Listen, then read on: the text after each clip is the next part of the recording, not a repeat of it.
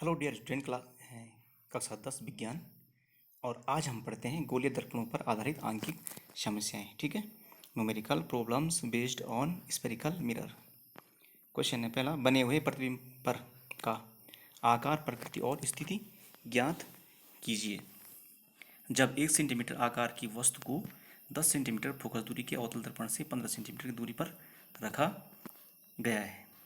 ठीक है, तो यहाँ पे हल देखो, वस्तु की दूरी दे रखी है, यू जो होता है वह है -15 सेंटीमीटर, ऋणात्मक होती है। ठीक, क्योंकि दूरी, वस्तु की दूरी क्या होती है, हमेशा ऋणात्मक होती है।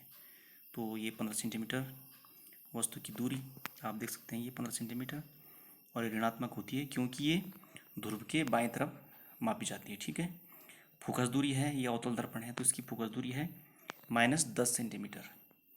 -10 सेंटीमीटर ये भी ऋणात्मक है क्योंकि ये ध्रुव के बाएं ओर इसको मापा जाता है। ठीक है, ध्रुव से बाईं ओर होता है फोकस किसका, अवतल दर्पण का। तो चिन्ह परिपाटी में मैंने समझाया था आपको, तो उसके अनुसार आप इसको समझ लीजिए। ठीक है, आगे देखिए, वस्तु की ऊंचाई, जो वस्तु है उसकी ऊंचाई कितनी है, 1 सेंटीमीटर। ठीक है, तो 1 सेंटीमीटर वस्तु की ऊंचाई, वस्तु कहाँ रखी जाती है, जो रखी है बाएं तरफ ध्रुव के, तो उसकी ऊंचाई कितनी है, 1 सेंटीमीटर, H1 बोलते हैं इसको। ठीक है, जो H2 आएगा वो क्या होगा, वो होगा प्रतिबिंब की ऊंचाई। तो हमें वस्तु की दूरी और फोकस दूरी ज्ञात है, इसलिए सर्वप्रथम हम क्या करेंगे, प्रतिबिंब दूरी ज्ञात करेंगे। तो सूत्र, दर्पण सूत्र अनुसार वही 1/v plus 1/u is equal to 1/f। ठीक है, जहाँ पे यहाँ पे v क्या है, प्रतिबिंब दूरी, u क्या है, फोकस वस्तु दूरी, और f क्या है, फोकस दूरी। तो मान रखते हैं हम इस पे। ठीक है, हमने वस्तु का मान, वस्तु दूरी का मान रखा, फोकस दूरी का मान रख दिया। हमें क्या निकालना है, प्रतिबिंब दूरी ज्ञात करनी है। तो हमें क्या होगा, 1/v minus 1/15 is equal to क्या हो जाएगा, -1/10 हो जाएगा। ठीक है, 1/v करो। ठीक है, उसके बाद हम 1/v is equal to -1/10 plus 1/15 हो जाएगा। ठीक है, क्योंकि इसको हम क्या क्या किया, जब उसको हम बराबर को आगे लाए तो ये 1/15 उधर चल के प्लस हो जाएगा। तो हमें क्या प्राप्त हो गया फिर, -2 3, इसका हमने एलसीएम निकाला तो कितना हो गया, ये 1/30 में प्राप्त हुआ। तो यहाँ पे -3 है, +2 है। यहाँ पे देखिए -3 और +2, तो माइनस के ज़्यादा है तो यहाँ पे -3 ये क्या है, किस में आएगा फिर, ये माइनस में आएगा। तो ये क्या कितना जाएगा, -1/30।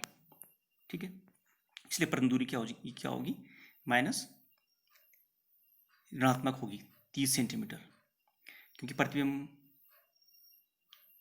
जो दूरी है, प्रतिबिंब की जो प्रतिबिंब बन रहा है, ठीक है, उसकी दूरी कितनी है, -30 सेंटीमीटर। तो ये क्या है, यहाँ पे देखिए, ये प्रतिबिंब दूरी जो है -30 सेंटीमीटर है, क्योंकि ये क्या है, एक अवतल दर्पण है, और अवतल दर्पण में दोनों तरफ फोकस, मतलब प्रतिबिंब बनते हैं। ठीक है, दाएं तरफ बन सकता है, बाएं तरफ भी। तो यहाँ पे ये वास्तविक प्रतिबिंब है और ध्रुव के बाएं तरफ है, इसलिए ऋणात्मक है। और इसलिए क्या, इसको हम क्या बोलेंगे, ऋणात्मक ये प्रतिबिंब बन रखा है। साथ ही ये क्या है, मुख्य अक्ष के नीचे बनता है प्रतिबिंब, वास्तविक बनता है। ठीक है, तो प्रतिबिंब दूरी क्या है, ऋणात्मक है। यहाँ पर ध्यान देंगे आप, अतः प्रतिबिंब ध्रुव के बाईं ओर बनता है, वास्तविक बनता है। ठीक है, और जो मुख्य अक्ष है उसके नीचे बनता है। ठीक है, और प्रकृति क्या है इसकी, प्रतिबिंब अवतल दर्पण के सामने बनता है, इसलिए प्रतिबिंब वास्तविक और उल्टा होगा। हमेशा उल्टा, जो वास्तविक प्रतिबिंब जितने भी होते हैं वो क्या होते हैं, उल्टे होते हैं। ठीक है, और कहाँ बनते हैं वास्तविक प्रतिबिंब, बाएं तरफ बनते हैं। किसमें बनता है, अवतल दर्पण में ही बनता है। ठीक है, तो आगे देखिए आप, तो प्रतिबिंब का आकार हमें ज्ञात करना है। तो प्रतिबिंब का आकार ज्ञात करने के लिए हमें आवर्धन की गणना करनी होगी। आवर्धन का मतलब होता है मैग्नीफिकेशन। ठीक है, यानी कि कितना बड़ा है प्रतिबिंब। ठीक है, जैसे कि मेगापिक्सल जो कैमरा होता है, देखा होगा आपने मोबाइल में। ठीक है, तो उसी प्रकार से मैग्नीफिकेशन जितना ज़्यादा हो उतनी अच्छी तस्वीर उसकी आएगी। तो आवर्धन निकालने के लिए हम क्या करेंगे, ये सूत्र है उसका, m is equal to -v/u। ठीक है, तो ये प्रतिबिंब दूरी है v, ये कितनी है, -30 सेंटीमीटर है, ये भी हमें ज्ञात हो गई।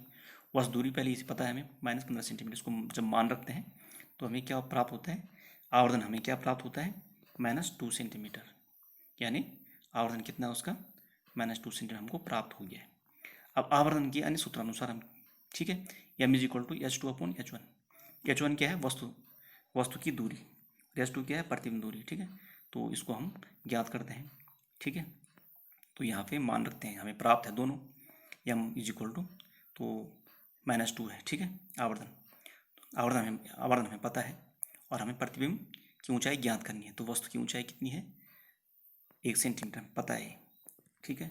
और प्रतिबिंब की ऊंचाई हमें नहीं पता, तो ये हमें ज्ञात करना है कि प्रतिबिंब कितना ऊंचा है जो ध्रुव के बाईं तरफ और मुख्य अक्ष के नीचे बन रखा है, ठीक है। तो सूत्रानुसार इसको हम रखते हैं। तो हमने सूत्र में रख दिया, आवर्धन का मान रख दिया -2, ठीक है। ये -2 मान रख दिया हमने आवर्धन का। h2 का मान हमें ज्ञात है नहीं, और 1 सेंटीमीटर हमने h1 जो कि वस्तु की ऊंचाई है उसका मान हम रख दिया। तो जब h2 हम निकालेंगे तो कितना हो जाएगा, -2 × 1, तो -2 सेंटीमीटर आएगा। तो यानी कि प्रतिबिंब कितना ऊंचा है, -2 सेंटीमीटर ऊंचाई उसकी था। प्रतिबिंब की ऊंचाई कितनी है, 2 सेंटीमीटर। -2 क्यों आया, क्योंकि वो बाईं तरफ है इसलिए, ठीक है, दूरी। तो प्रतिबिंब की ऊंचाई कितनी हुई यहाँ पे, 2 सेंटीमीटर है। ऋण चिन्ह यहाँ बताता है कि प्रतिबिंब मुख्य अक्ष के नीचे बनता है। ऊंचाई तो कितनी है उसकी, 2 सेंटीमीटर। और माइनस चिन्ह ये बताता है कि प्रतिबिंब कहाँ बनता है, मुख्य अक्ष के नीचे, जो पहले बता चुका हूँ आपको। तो ऋणात्मक होता है, ठीक है। अगर ऊपर बनेगा तो प्लस में आएगा, ठीक है। तो प्रतिबिंब क्या है, वास्तविक है, वह उल्टा है।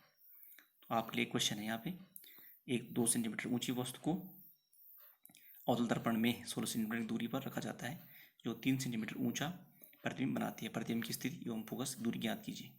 यहाँ पे 2 सेंटीमीटर वस्तु की ऊंचाई दे रखी है आपको, यानी ऊंचाई ज्ञात है आपको वस्तु, ठीक है। और अवतल दर्पण में 16 सेंटीमीटर की दूरी पर, यानी वस्तु की दूरी भी आपको पता है, ठीक है। जो प्रतिबिंब की ऊंचाई भी पता है आपको, जो कि 3 सेंटीमीटर ऊंचा प्रतिबिंब बनाती है। तो आपने स्थिति निकालनी है और फोकस दूरी ज्ञात करनी है। तो ये आपके लिए क्वेश्चन है, इसको आप करें। समझ में नहीं आएगा तो आप मुझसे पूछ सकते हैं, ठीक है। Okay, thanks.